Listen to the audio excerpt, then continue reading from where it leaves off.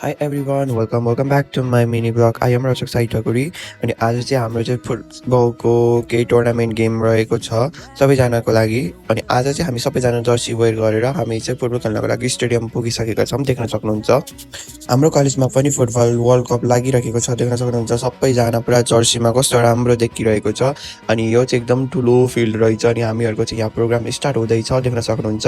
Management टिमहरू पनि आएर अनि स्टार्टिङ गरिसकेका छौँ। यो दिन चाहिँ एकदमै रमाइलो भएको थियो, दिन पनि शीतलो भएको थियो र गेम खेल्नेहरूलाई पनि सजिलो भएको थियो। नर्सिङ कलेजहरूमा पढ्नको लागि मात्र फोकस नगरेर लाइक यस्तो एक्स्ट्रा एक्टिभिटीहरूमा पनि फोकस गर्दो रहेछ, त्यो चाहिँ एकदमै रमाइलो पनि हो। नट मात्रै फुटबल मात्रै नभएर होइन, अरू प्रोग्रामहरूमा पनि त्यस्तै इन्ट्रेस्ट देखाउन खोज्छ। अनि यहाँ चाहिँ हामीहरूको सबै यो म्यानेजमेन्ट टिमहरू हो, नर्सिङ इन्स्टिट्युसनकै यो म्यानेजमेन्ट टिमहरू हुनुहुन्छ उहाँहरू चाहिँ। अनि उहाँहरूलाई राखेर अगाडि गेम स्टार्ट गर्नको लागि तयारी हुँदैछ।